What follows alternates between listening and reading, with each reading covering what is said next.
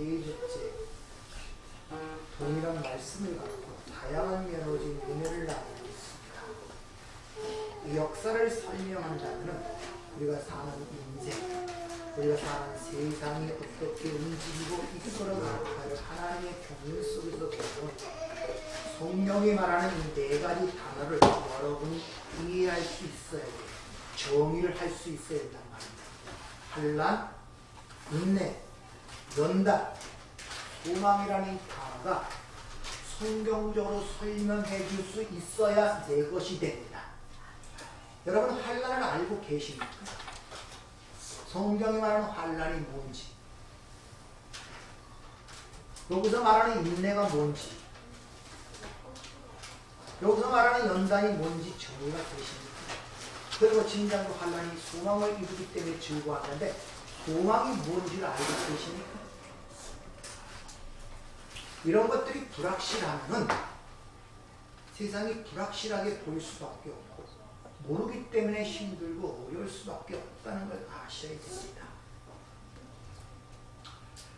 요한복음 3장에 보면은 이 세상의 인본주의와 율법주의를 대표하는 가장 윤리 도덕적으로 훌륭한 니고데모라는 사람이 등장을 해요. 니고데모라는 사람이. 그 사람이 밤중에 예수님을 찾아옵니다. 아주 인격적으로 성숙한 사람입니다. 그 당시에 예수님은 30간 넘은 목수 출신의 아주 초라한 청년이었어요.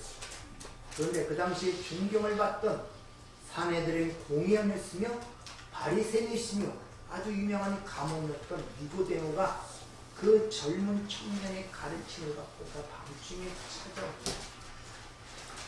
그러자 주님이 그 사람에게, 니고데모에게 아주 미리 그렇게 얘기합니다. 물과 성령으로 거듭나지 아니하면 하나님 나라를 볼 수도 없고 들어갈 수도 없다고 단호하게 얘기하는 것을 볼 수 있습니다. 성경이 아니고는 여러분이 이 땅에 태어나서 사는 이 세상을 떠나서 그 영원한 묵시의 세계를 인식도 보지도 못한다는 거예요. 그게 우리 신앙생활의 가장 큰 어려움입니다. 그 묵시의 세계를 볼 수가 있어야 되는데 그래야 이겨갈 수가 있는데 그것이 불확실한 거예요.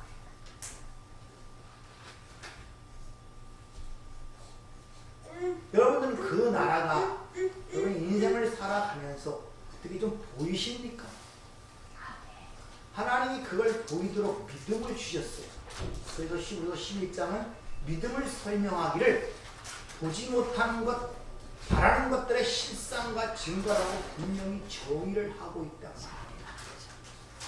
여러분이 하나님의 은혜의 선물로 주신 그 믿음을 갖고 있다면 그 보지 못하는 것들과 바라는 것들의 실상과 증거를 갖고 있어야 돼요.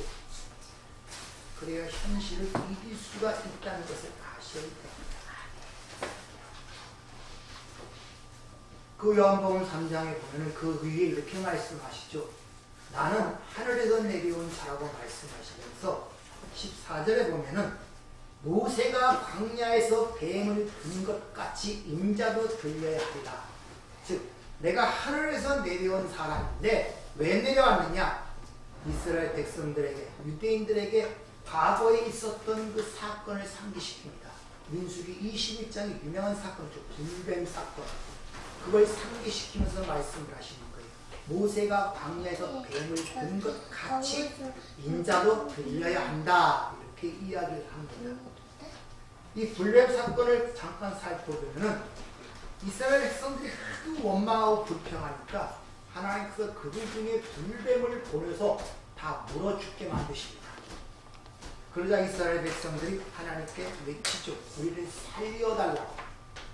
그러자 하나님께서 한 가지 그 방안을 내시는데 바로 그 불뱀을 장대 끝에 달고 불뱀을 바라보는 자마다 살 것이라고 그렇게 말씀을 하시는 것을 볼 수 있습니다.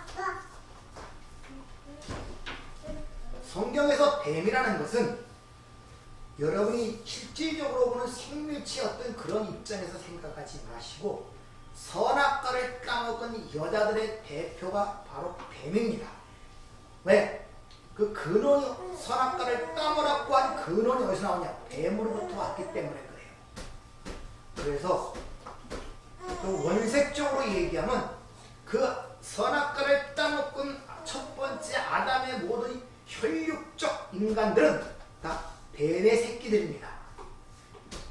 그것을 또 다른 말로 주님이 너희는 너희 아비 마귀에서 났으니 그렇게 얘기를 합니다. 우리는 이런 성경의 말씀대로 얘기를 하면 사람들이 감정이 상하니까 얘기들을 안 해요. 근데 성경은 그렇게 얘기를 하고 있단 말이에요. 즉 뱀이라는 것은 선악과를 따먹은 그 뱀이라는 것은 신본주의가 아닌 인본주의와 율법주의를 상징하고 있단 말입니다. 바로 그것이 죄란 말이에요.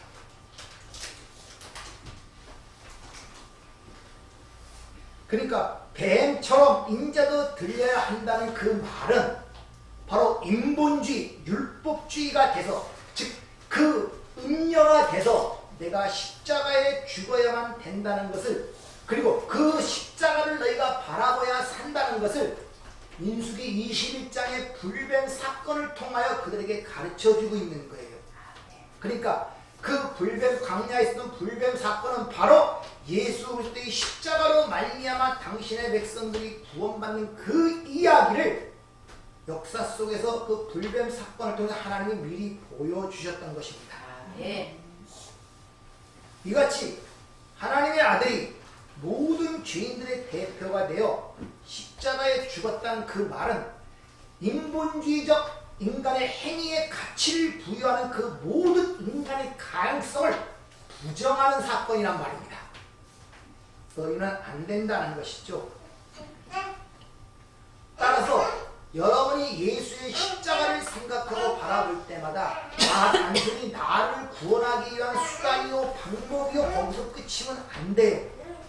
그 십자가라는 그 안에는 인간의 실체가 무엇인가를 잘 보여줄 뿐 아니라 그 죄를 짐으로 나타나는 결과가 무엇인가를 보여주고 거기서 어떤 방법으로 구원받을 수 있는 유일한 방법이 무엇인가를 드러내는 하나님의 은혜와 긍휼이 그 안에 담겨 있단 말입니다.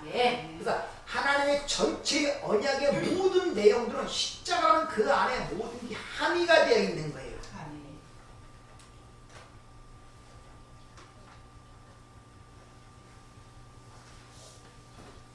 여러분이 생각하는 역사 속에 생겼던 골고다에 섰던 그 십자가가 오늘날 여러분에게 무엇을 던지고 있는가를 생각해 보란 말이에요. 여러분의 인생 속에 지금 무슨 메시지를 던지고 있냔 말입니다. 그 안에 모든 게 하나님의 위대한 경륜, 구속사가 그 안에 다 들어있는데 하나님의 속성이라 그러죠. 하나님의 공의와 사랑이 거기서 동시에 드러났기 때문에 그 십자가 사건을 하나님의 영광이 드러난 사건이라고 성경은 기록하고 있는 것입니다.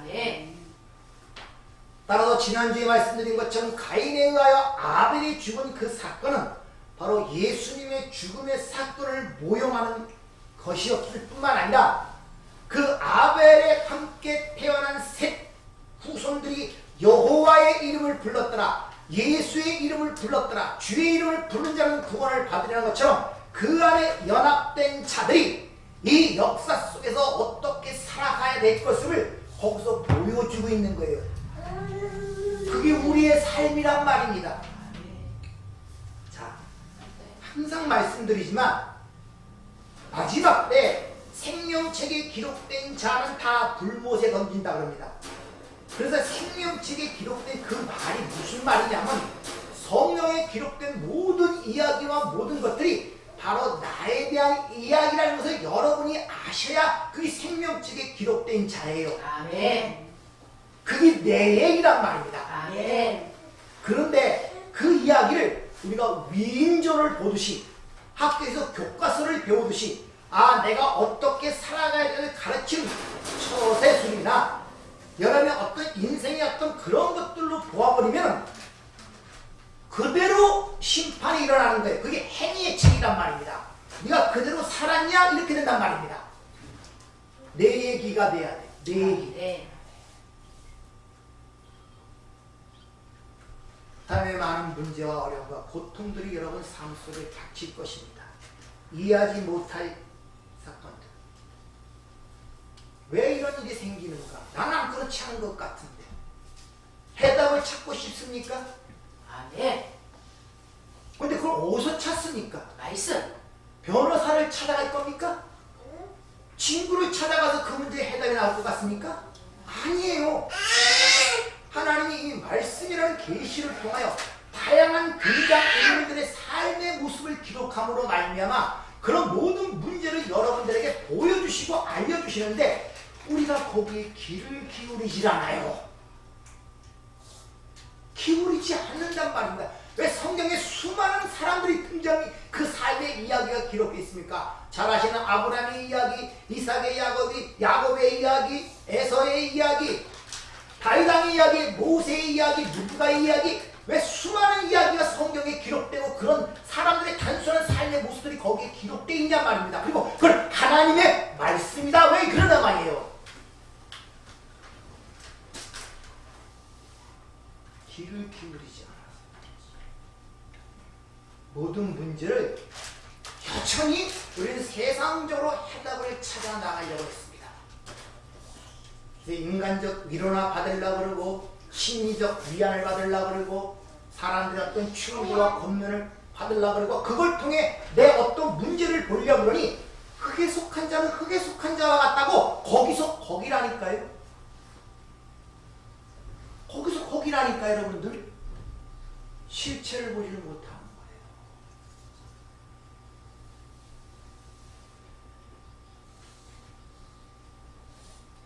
히브리서에 보면은 그 첫 번째 가인과 아벨의 이야기를 통해 예배가 뭔지를 보여주는데 거기서 아벨의 믿음이 지금도 그것이 무언가를 우리에게 이야기를 해주고 있다고 얘기를 합니다. 히브리서 11장 4절 믿음으로 아벨은 가인보다 더 나은 제사를 하나님께 드림으로 의로운 자라 하시는 증거를 얻었으니 하나님이 그 예물에 대하여 증거하시니라. 그가 죽었으니 그가 믿음으로써 지금도 말하느니라. 자, 하나님의 말씀이 이렇게 보일 때 이게 하나님이 뭐라고 생각하시고 뭐라고 말씀하시는가에 초점이 가야 되지 내가 지금 어떻게 살아야 되고 어떻게든 거기에 먼저 우선순위가 가면 안 된다니까요. 성경은 우선순위를 확실히 정해주는데 먼저 그의 나라와 그 의를 구하라 그래요. 아멘. 먼저라는 말을 주님이 사용하시니까 먼저 그의 나라와 그 의를 구하라 그래요. 근데 우선순위가 달라진단 말입니다. 그러니까 첫 단부터 잘못 끼니까 중간에는 거의 끼워지는 것 같은데 결론에서 꼭 뭐가 어긋나 버린다. 다시 말하면 해결책이 나오지 않아요. 세상적인 받는 위로나 세상으로부터 지식이나 세상으로부터 지혜는 그냥 껴주는 과정에는 괜찮은 것 같아요. 위로도 받고 위안도 받고 근데 이상하게 종점 결론에 가면 꼭 어긋나게 되어 있단 말입니다. 다시 말하면 같은 문제가 또 반복되는 거예요. 지난주에 말씀드린 것처럼 아벨이 왜 죽임을 당했습니까? 바로 드린 제사와 예물 때문에 그런 것입니다. 더 나은 제사라는 것은 하나님이 그 제물을 기뻐 받으셨다는 거예요. 근데 어떻게? 믿음으로 드렸다는 것입니다. 믿음으로 첫 것과 기름을 드렸더니 하나님이 그걸 기쁘게 받으셨다는 거예요. 뭘로 드렸다고요? 믿음으로 드렸대요. 그럼 아벨이 죽은 이유는 뭐 때문에 죽었습니까? 믿음 때문에 죽은 거예요. 믿음 때문에. 성경은 믿음 없이 구원 받습니까? 못 받습니다. 믿음 없이 기도 응답 받습니까? 못 받습니다. 믿음 없이 하나님의 것을 볼 수 있습니까? 없습니다. 그 믿음에 대해서 영원히 정확히 알고 계십니까? 근데 영원한 묵시의 그걸 눈으로 보고 만질 수 있는 유일한 방법은 하나님이 우리에게 은혜의 선물로 주신 믿음밖에 없는데 그 믿음을 알고 계시냔 말이에요. 내가 필요할 때마다 예수님 믿습니다. 하나님 믿습니다. 그게 믿음입니까? 아니란 말이에요. 내가 무엇을 믿는지도 자기가 스스로 확정을 못해요. 그게 무엇을 의미하는지, 예수는 나의 구주시다 이렇게 믿음을 고백하는 것이 뭘 의미하는지 자신도 확증을 못해요. 이게 뭘 뜻하는지.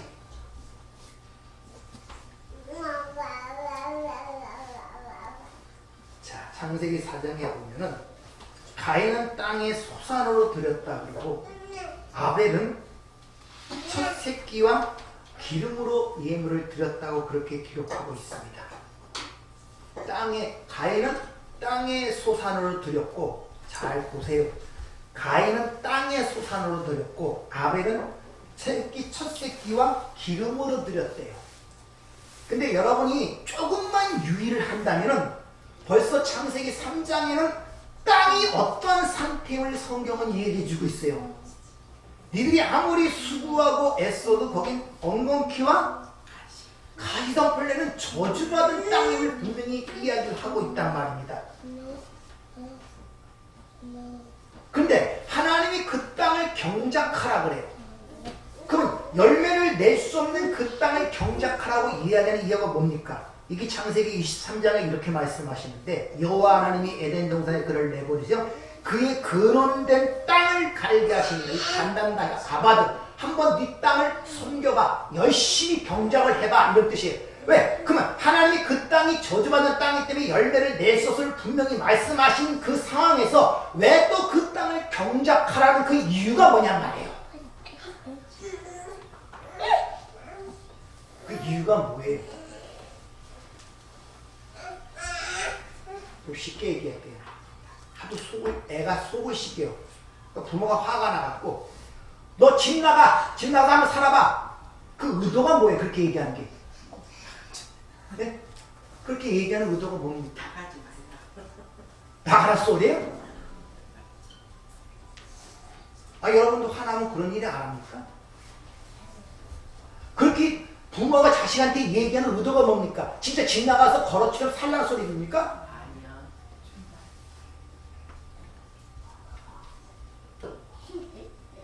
하나님의 말씀도 우리도 그렇게 알아들어요. 철없는 아이처럼 집 나가라 소리 들어요.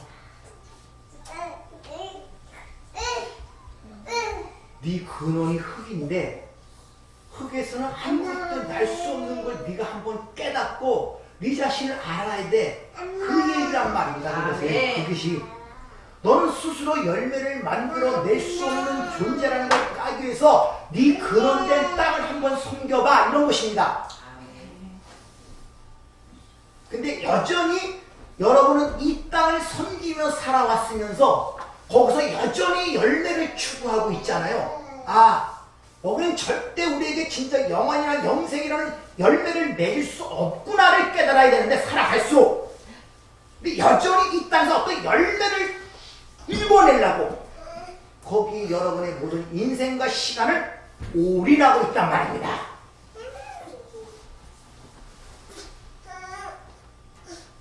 그래서 떨어도 나가는데 역사 속에서 하늘의 것이 침례에 들어서 끌어내는데 이미 중력처럼, 중력 잡아당기죠. 우리가 지구 땅에 서 있는 게 중력이에요. 잡아당기고 있는데 이걸 못 끌어내는 거예요. 점점 끌려서 올라가야 되는데 여전히 땅의 것에 자기 발목을 붙이고 거기를 붙잡고 애절복구를 하는 거예요. 왜? 내가 끌려가는 그것이 뭔지 모르니까. 안 떨어질라고. 그리고 그 안에서 얼리고 섞인 것들이 엄청난 자기의 고통과 상처와 분노와 그런 것들을 꽉 차는데 그걸 끊어내면 평안한데 못 끊어내요. 그게 누구라고? 그게 내 것. 자기 자존심. 못 끊어내는 거예요. 그래서 삶이 얼마나 힘들겠어요. 따라서 하나님께서 우리에게 원하시는 자세는 바로 나는 티끌이 없구나. 하나님이 없는 나는 먼지에 불과하구나. 를 깨닫는 것이 제사의 의미인데, 가인은 땅의 소산을 그걸 자랑스럽게 하나님께 드린 거예요. 열매가 없는 것으로 열매의 가치를 부여했단 말입니다. 쉽게 설명을 해보죠. 자, 창조주와 피조물의 관계라는 것은 2차 설명하지만 뭘로도 비유할 수가 없어요. 뭘로도 비유할 수 없지만 비유를 한다면은 사람이 내가 창조주고 하찮은 이 개미들이 피조물이라고 칩시다. 개미나 나라 피조물은 똑같은데 어떻게 비유할 수가 없으니까 개미에 비해서 내가 하나님처럼 되잖아요. 얼마든지 그걸 멸할 수도 있고 이 개미들이 자기들이 먹는 걸 다 가져와갖고 내 앞에 잔뜩 싸놓고 나하고 하나님 이거 드세요 그러면 와 고맙다 어떻게 그렇게 들겠습니까? 근데 그런 형국이다. 이게 가인의 제사였다는 것입니다. 그러니까 땅을 갈아서 땅에 솟아는 나는 그걸 통하여 하나님이 의도하는 바, 그것은 열매가 아니고 자신의 실체가 뭔지를 깨달아야 되는데 가인은 땅에 열심을 낸 것을 거기에 가치를 부여하고 자랑스럽게 하나님께 드린 것이란 말입니다. 근데 그렇게 수고하고 애써서 땅에 나름대로 이루어나 그랬더니 하나님이 받지 않네? 화가 나는 거예요. 내 거는 안 받냐는 것이죠. 왜 땀 흘려 수고하면 내 것을 무시하는 것이죠. 이것이 바로 오늘 인본주의, 율법주의가 되는 제사요 예배의 특징인 것입니다. 그래서 하나님의 말씀이 하나님이 하신 큰 일을 선포하여 그 은혜를 알게 하는 것보다는 윤리 도덕적 인간의 행위를 충족시켜 그 행위로 내놓는 것이 곧 예배인 것처럼 하는 하나님의 말씀이 그렇게 변질이 돼가는 것이 이 시대의 모습이란 말입니다, 여러분들.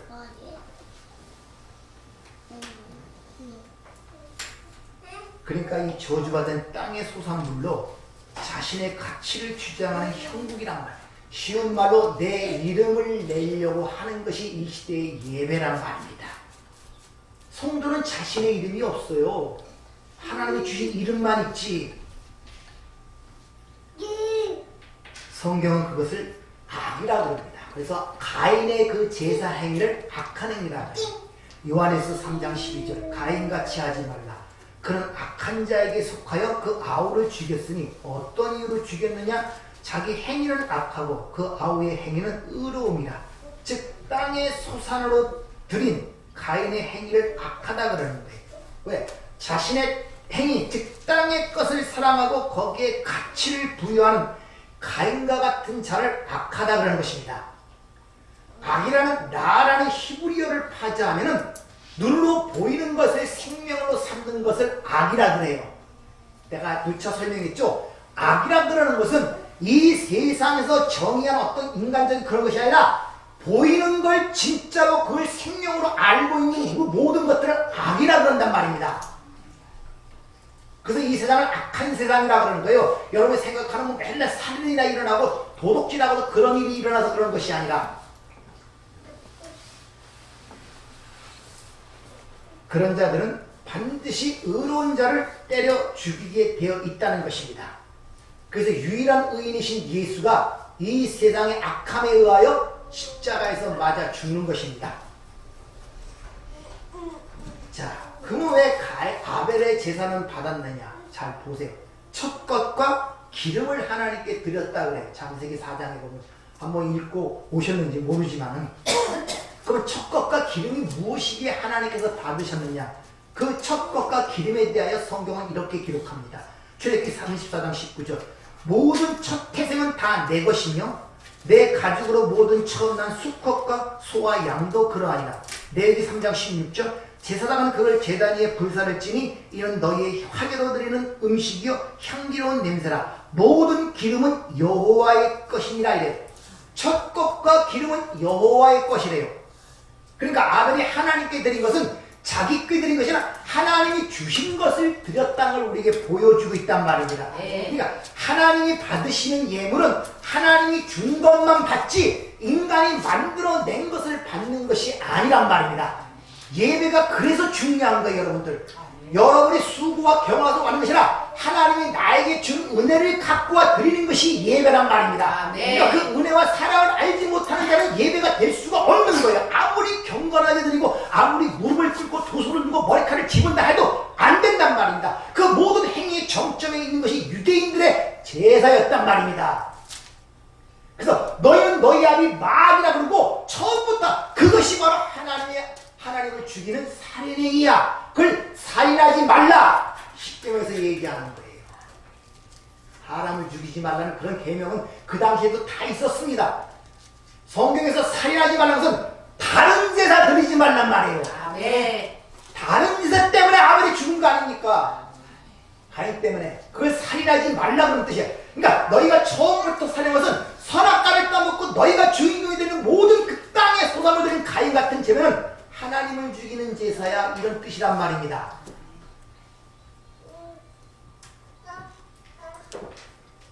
그러니까 하늘의 첫 것으로 기름 부은 자가 누굽니까? 예수 그리스도. 그러니까 하나님이 받으시는 예물은 예수라는 예물로 받으신다는 것을 이미 창세기 4장부터 우리에게 보여주고 있는 거예요. 하나님이 주신 것만 우리에게 하나님이 받으신단 말입니다. 근데 그 아벨이 앞에 믿음으로 드렸다 그러죠. 믿음은 하나님이 우리에게 은혜의 선물로 주신 것입니다. 그래서 데살로니가서 3장 2절에 보면 믿음은 모든 자의 것이 아닌 것입니다. 에베소 2장 8절 잘 아시는 구절이죠. 너희가 은혜에 의하여 믿음으로 말미암아 구원을 받았으니 이는 너희에게 나는 것이 아니요 하나님의 선물이라. 행위에 나는 것이 아니 누구든지 자랑하지 못하게 하나니라. 그러니까 그 믿음은 하나님의 은혜의 선물이라는 거예요. 그러니까 하나님께서 우리에게 찾으시는 것이 뭐겠습니까? 하나님 자신이 준 믿음을 찾는 거예요. 그래서 성경은 그렇게 믿음을 강조하는 것입니다. 내가 준 그 믿음을 달란 말입니다. 그 믿음이 어떤 믿음? 하나님이 보내신 예물, 예수를 믿는 믿음. 그래서 하나님의 일이 무엇인가를 물었을 때 뭐라고 대답합니까? 주님이 예수를 믿는 것이 하나님의 일이다. 따라서 성도가 이 땅에서 뭘 대단한 일을 하는 것이 아니라 하나님의 일은 한 가지밖에 없어요. 뭡니까? 예수 믿는 믿음. 그것만 하나님이 받으시는 거예요. 그것만. 따라서 가인처럼 이 땅의 제사는 하나님을 섬기는 것이 아니라 오히려 하나님을 살해하는 제사라는 것을 우리에게 가르쳐주고 있다는 말입니다.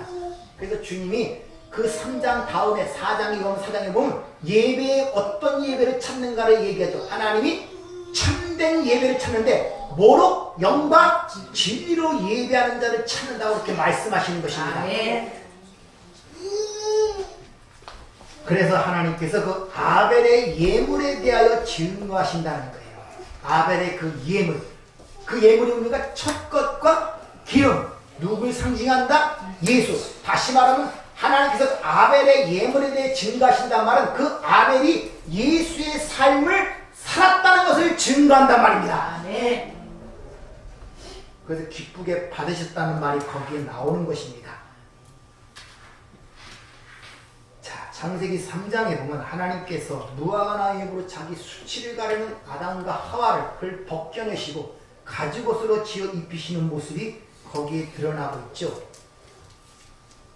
그러니까 믿음으로 예수 그리스도를 모형하는 첫 것과 기름을 바쳤다는 것은 믿음으로 앞에서 아담과 하와의 가죽옷을 지어 입힌 그 복음을 아벨이 알고 있었다는 거예요. 뭘로? 믿음으로. 그 복음을 알고 있었단 말이에요, 여러분들.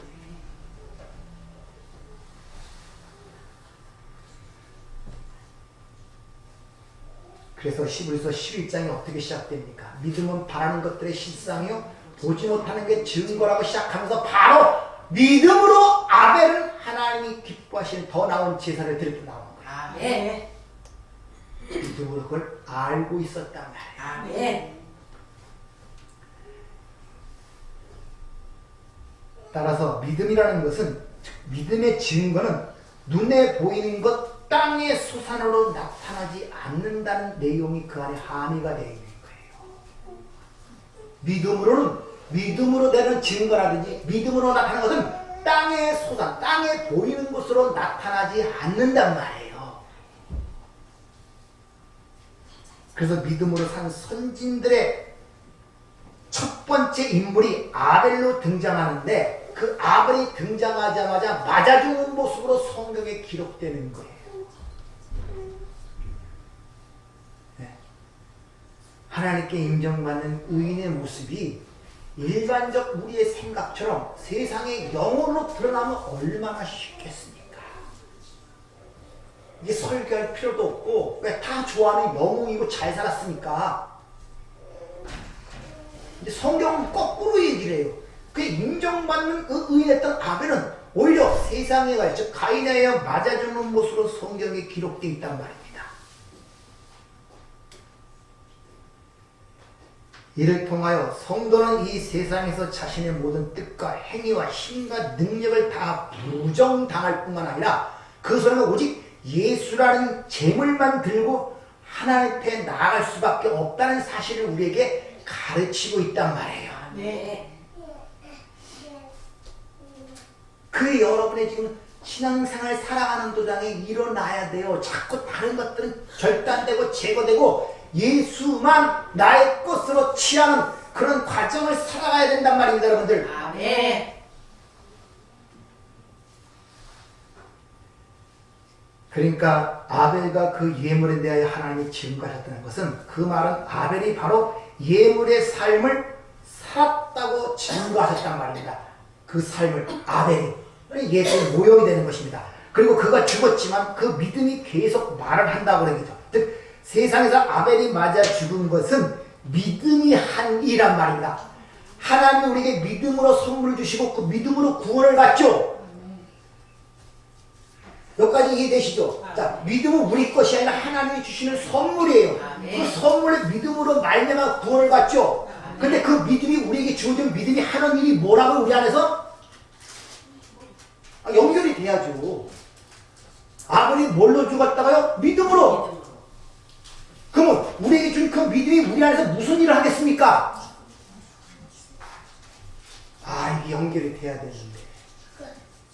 그 믿음이 바로 나를 죽여간단 말입니다. 하나님의 선물이 나의 옛사람을 죽여간단 말입니다. 땅의 것을 죽여간단 말입니다. 실체를 깨닫게 한단 말입니다. 누구만 못 들들어? 예수만 못 들들어. 믿음이 내 안에 오면 하는 일이 그거란 말입니다, 여러분들. 그래서 그 믿음이 보이지 않는 것들의 증거와 실상이라는 말이 그런 의미를 갖고 있는 거예요. 내 현상속에서 하면 바다가 갈라지고 옛날 구역처럼 뭐가 일어나고 그런 것이 아니란 말입니다, 여러분들. 믿음이 그 일을 한다니까요. 아브라함에게 믿음을 주셨죠. 그 믿음이 아브라함을 100세까지 죽은 자로 만들어 간다니까요. 믿음이 하는 일이 그거란 말이에요, 여러분들. 딴 게 아니라.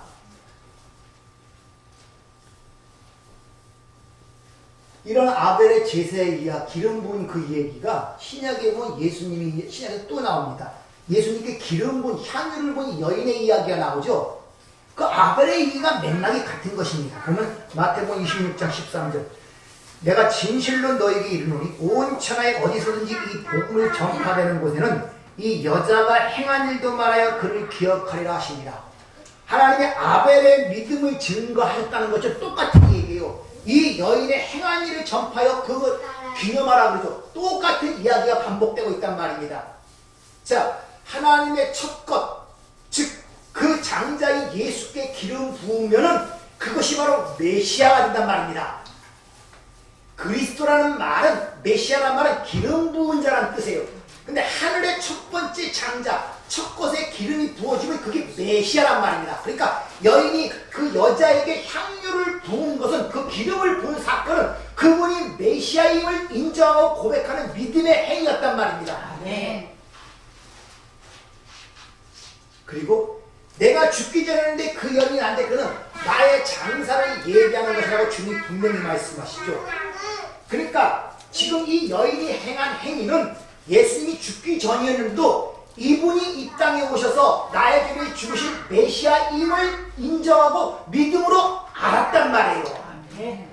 그것이 성도, 즉 구원받는 성도의 모습이라 이런 말이에요. 그래서 그걸 복음이라 그러고, 이 여인, 복음이 전파되는 곳마다 이 여인의 행위가 기억될 것이다. 주님이 이렇게 말씀하시는 것입니다. 그때 양을 보니까 300데나리온의 향이라고 해요. 일국의 왕에게 장사하게 쓰이는 양, 자기 전 재산을 거기에 쏟아 부은 거예요. 다시 말하면 내가 거기에 던진 것입니다. 나를. 자, 그 성경에 자꾸 이제 이런 얘기들이 나오면 자기가 갖고 있는 재산 뭐 이렇게 팔아서 바치는 그런 식으로 생각하지 마세요. 그것은 내 자신의 전제를 빨아들면 나를 거기에 던진 것입니다, 여러분들. 나를 던진 거예요, 인생 전체를. 그래서 믿음이라는 것은 나를 던지는 거예요. 수탁, 수락. 항상 얘기하죠. 여러분 믿음을 잘 보세요.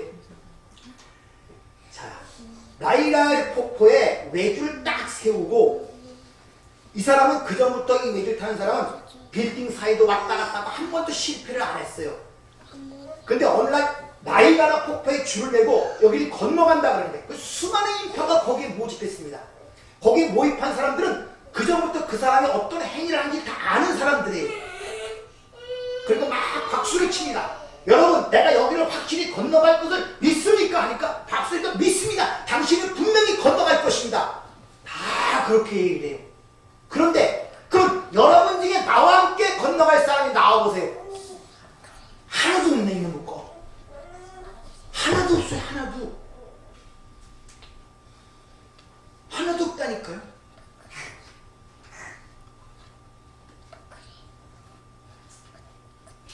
여러분 건너가겠습니까 여러분? 그럴 때 여러분 뭘 탓하셔야겠습니까? 네? 나에게 뭘 주세요? 믿음을 주세요. 아멘. 기도가 그렇게 나와요. 아멘. 믿음을 주세요. 아멘. 믿음을 주세요. 아멘. 근데 대부분의 우리의 믿음이라는 것이 그런 믿음. 그래서 믿음의 시금석이 시련이라는 문제, 시험이라는 문제가 닥칠 때 그 믿음의 강도가 드러나는 거예요. 그래서 하나님께서 우리의 실체를 보기 위해서 그 지경까지 몰아내시는 거예요. 아브라함에게 네 자식이 낳으리라 하니까 처음에는 그걸 믿었죠. 기쁘게 받아들였습니다. 근데 70, 80, 90이 넘어가도 안 되는 거예요. 이게 자기가 이미 죽고 사라의 태가 죽었어요. 불가능한 겁니까? 그때 와서 하나님이 말씀하시니까 아브라함이 뭐랍니까? 안 믿어요. 하나님이 내게 있는 그 집사나 저 사람에게나 잘해주세요. 이미 나는 불가능한답니다. 이렇게 고백을 한다니까요. 근데 하나님이 주신 그 아브라함을 부르는 그 믿음이 그 안에서 일하여 그 아브라함이라 자체를 그 지경까지 이뤄내고 100세가 되어 그 아들을 낳게 하는 것이 하나님의 일이란 말입니다. 그러니까 하나님이 우리에게 주신 믿음이 우리 안에 오면 제일 먼저 하는 일이 우리를 그 밑으로 내려놔요. 밑으로 끌어내려서 먼지로 만든 다음에 다시 하나님이 빚어내시는 그 과정을 우리에게 일을 하도록 하는 것이 믿음의 일이란 말입니다. 아멘. 그것이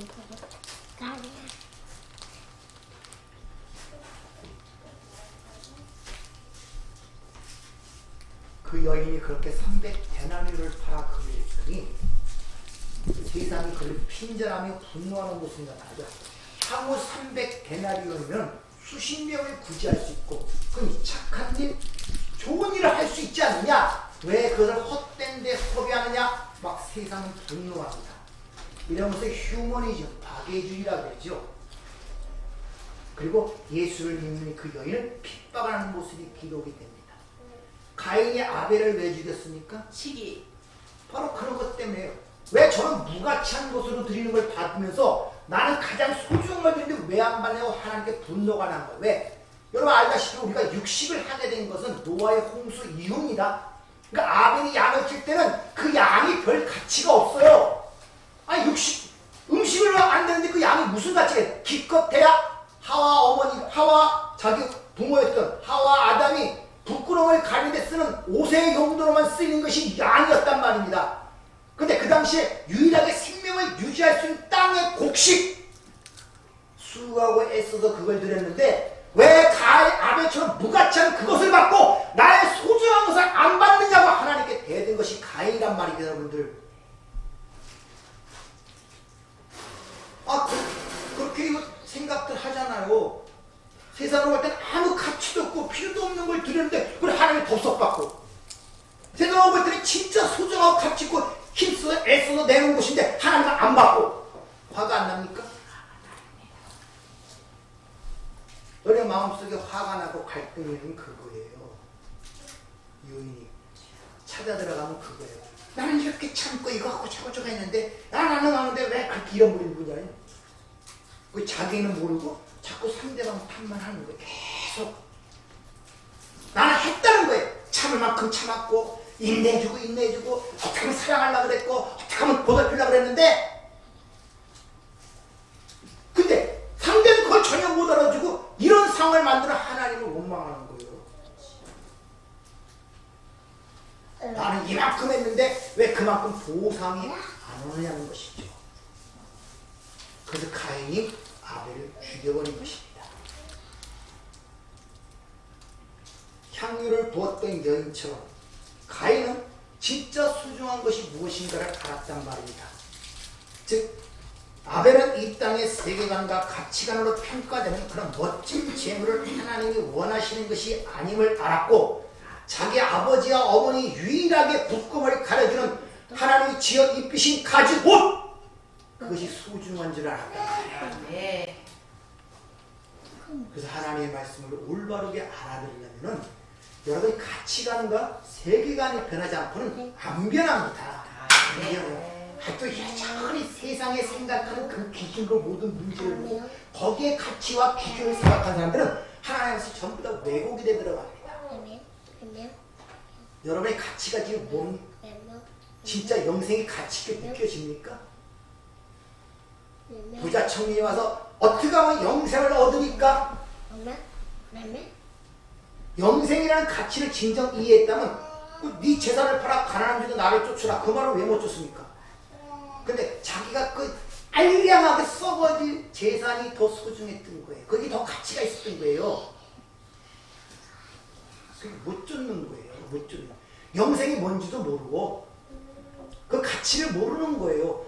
구원의 가치를 모른단 말입니다. 죄사함의 가치를 모른단 말입니다. 왜? 가치관과 세계관이 안 바뀌어서 여전히 내게 귀중하고 소중하고 가치 있게 보이는 것은 눈에 보이는 것들이에요. 가인처럼 다 눈에 보이는 것들 사라질 것들이란 말입니다. 뭐가 가치 있게 느껴집니까? 여러분들 지금 스스로들 한번 물어보세요. 영혼이 가치 있게 느껴집니까? 남영혼 말고 내 영혼부터 영혼이 있음을 인식을 하십니까? 아멘. 여러분 내 자신의 영혼이 있음을 믿습니까? 아멘. 거기 어디 있지? 머리통에 있나? 뱃속에 있나? 가슴에 있나?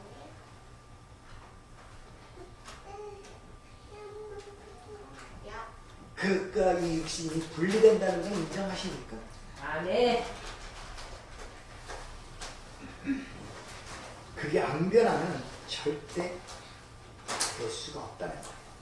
근데 세상으로부터 핀잔받고 무가치하지만은 아벨은 믿음으로 보이지 않는 그 하나님 나라에 받는 예물이 무엇인가를 명확하게 알고 있었던 거예요.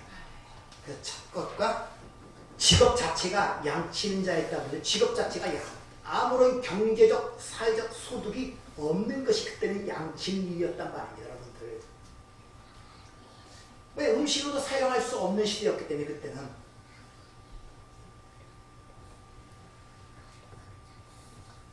그렇게 가치 없는 걸 드렸더니 하나님이 덥석 받으니까 믿음으로, 하나님의 믿음으로 세상이 그를 죽이는 것입니다. 믿음 때문에 죽는단 말이에요. 결국 성도는 이 세상에서 예수만을 믿는 믿음만 붙들다가 결국 세상으로부터 조롱과 멸시와 오해와 핍박을 받으면서 죽게 되기 때문에 모든 성도는 다 순교자입니다. 네. 아시겠습니까? 아멘. 다만 빨리 죽느냐 늦게 죽느냐 총 맞아 죽느냐 병들어 죽느냐 그 차이지. 세상에서 볼 때는 다 맞아 죽게 돼 있어요. 세상에 가요. 다 순교자란 말이에요.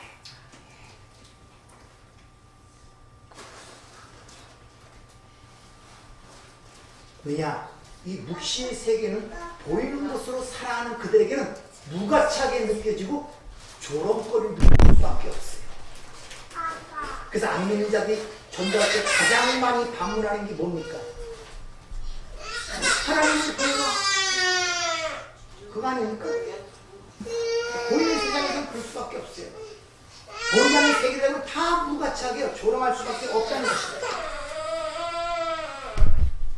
그러니까 우리 세상에서 그런 핍박과 조롱과 멸시를 살아갈 수밖에 없기 때문에 아직도 그 은혜를 알고 사랑을 알고 그 이겨가고 있지만 이 사망의 몸을 갖고 있기에 힘든 거예요. 그래서 주 예수여 어서 오시옵소가 성도에 대해서 저절로 나오게 되어 있는 것입니다. 네. 따라서 성도는 이 역사와 인생 속에서 철저하게 깨어져 가는 것이 맞는 것이고 잘 가는 것이 맞는 것입니다. 하나님 그렇게 만드는 것이란 말이에요. 그래서 꼭 성경에 보면 하나님 라인 쪽은 꼭 맞아 죽는 쪽으로 나오죠. 신기하게 어디가 부러지거나 망해버리거나 포로로 잡혀가거나 일반적 생각으로는 다 잘 살고 행복하고 건강하게 살아야 하는 하나님의 백성이라는 일반적 인식들을 갖고 있잖아요. 근데 그 고집을 못 버려요. 못 깨요. 그 틀을 성경을 보면서도 그러니까 그런 것들을 안 보려고 그래요. 이 세상에 지금 문제가 거기 있단 말입니다. 여러분들 드리는 오늘 이 예배가 어떤 의미를 갖고 있는지 아십니까?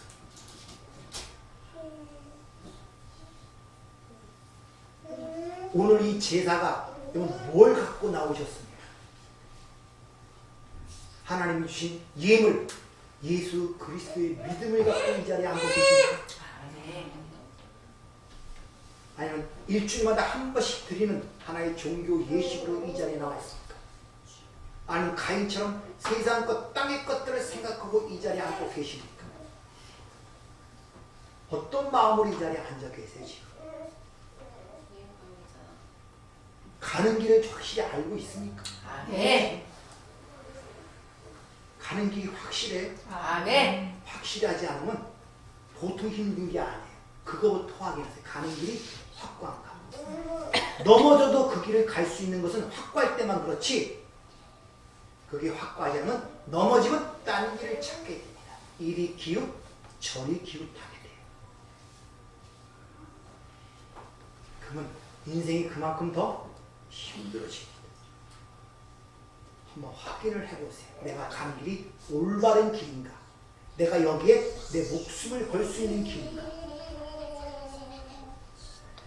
그런 것들을 스스로 보고 내가 다 사라지고 이것만 내가 붙잡고 있어야 되겠다. 이런 결단 속에서 오늘 이 예배가 되어질 줄 믿습니다. 아멘. 은혜로우신 아버지 하나님, 과연 우리에게 주어진 이 역사와 인생이 우리에게 무엇을 주고 있는지를 저희가 귀를 기울여 듣기를 원합니다. 듣는 귀가 되게 도와주시옵소서. 아멘.